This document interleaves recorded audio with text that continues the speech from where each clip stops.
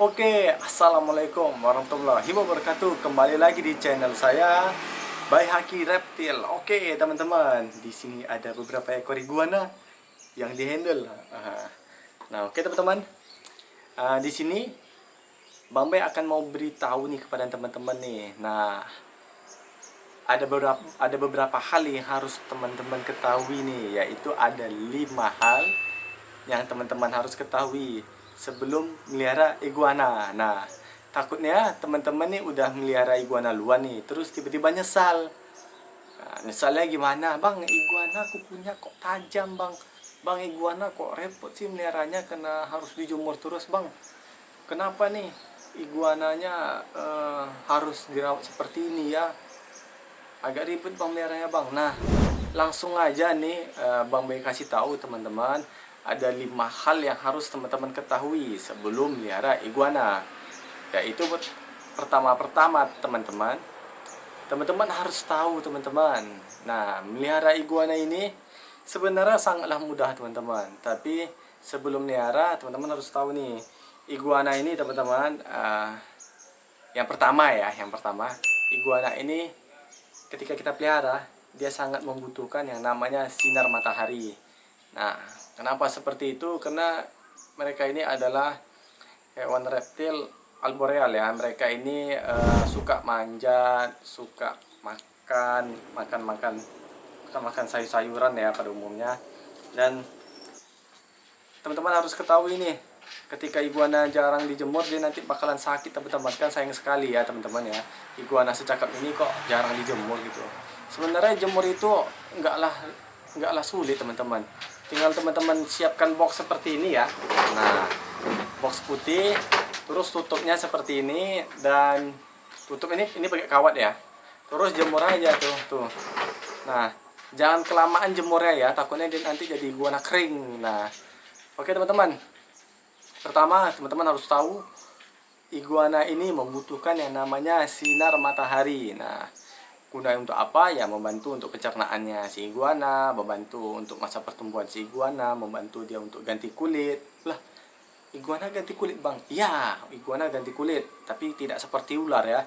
Iguana ini ganti kulit secara bertahap.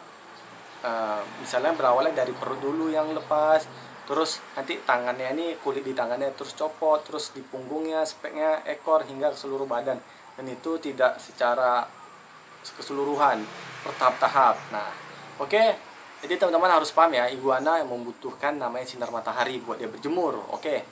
Yang kedua teman-teman harus ketahui, iguana ini teman-teman mempunyai kuku yang sangat-sangat tajam. Nah, lihat, iguana ini kukunya sangat tajam bener loh teman-teman tuh.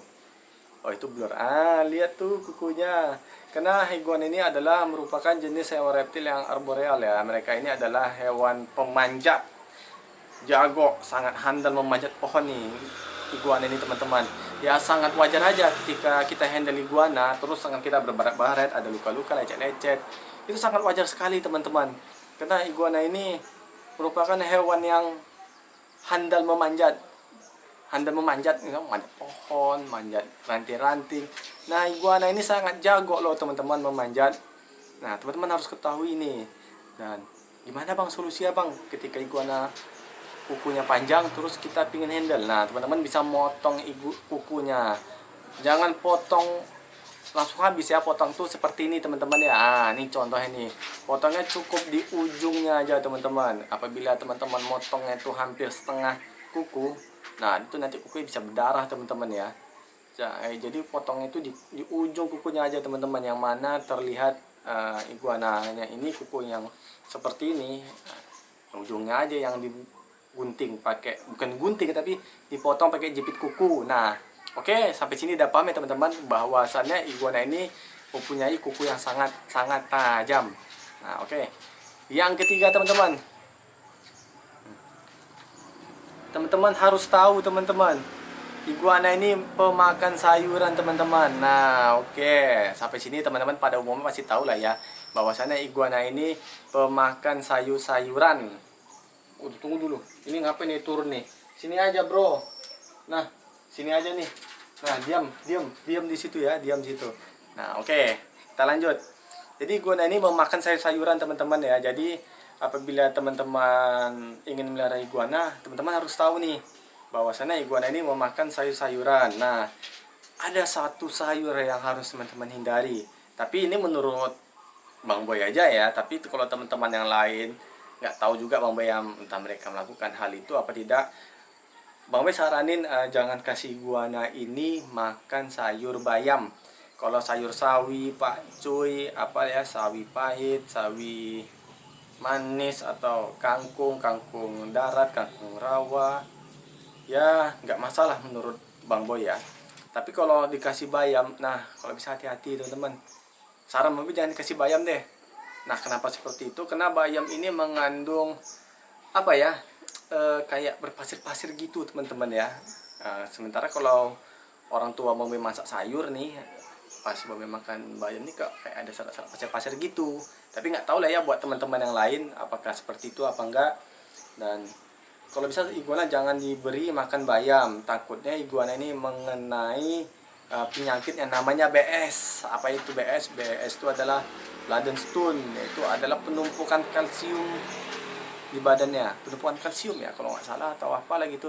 Jadi di badan iguana tuh kayak ada batu ginjal gitu teman-teman. Nah jadi nggak hancur, jadi batu tuh nempel di ususnya atau di perutnya si iguana. Jadi sehingga apabila keseringan dikasih makan bayam, itu bakalan makin lama makin besar tuh BS-nya itu. BS tuh kayak benda kecil lah di perutnya, terus makin lama itu bisa besar teman-teman.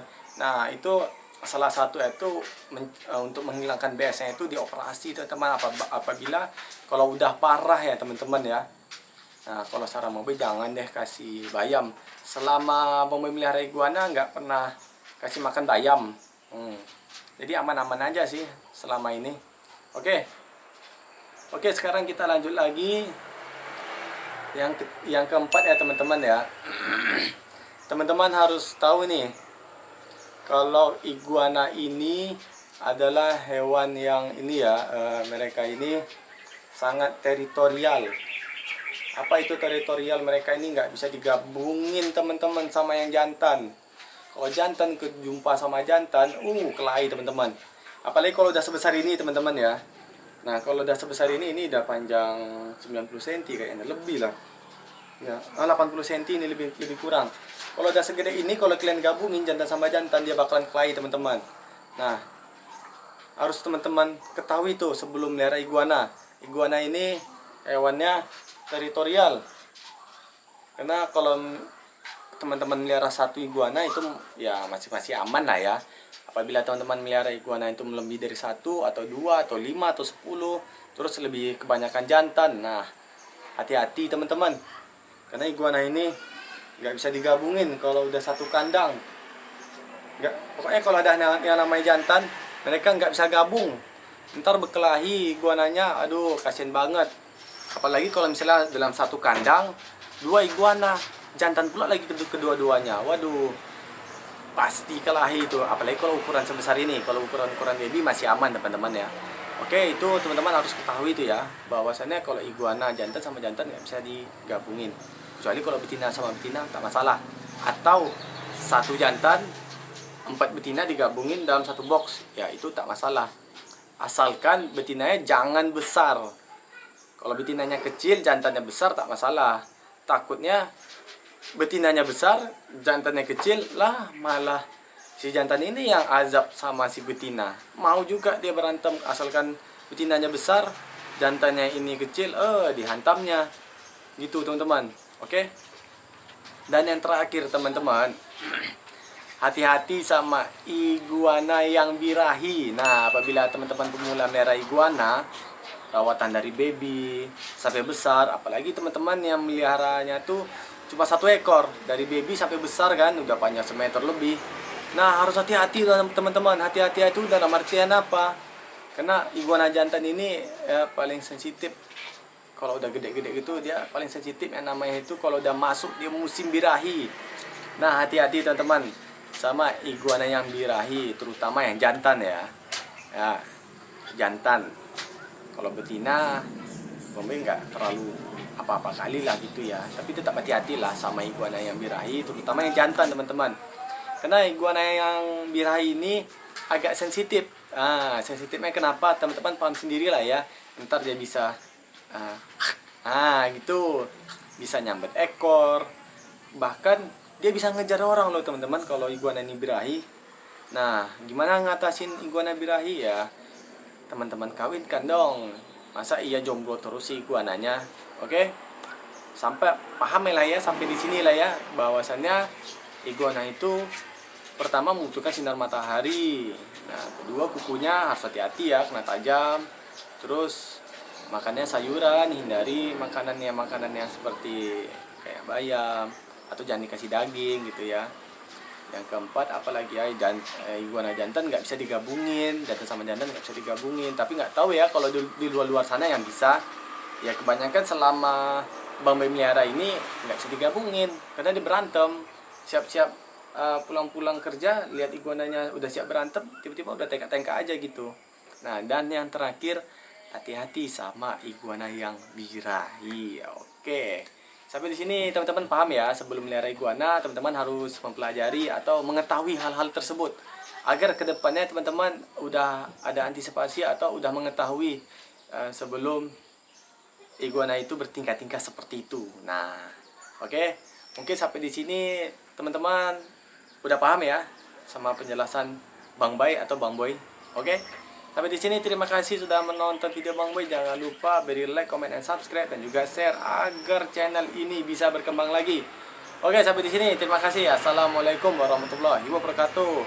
Salam sahabat reptil. Oke. Bye bye.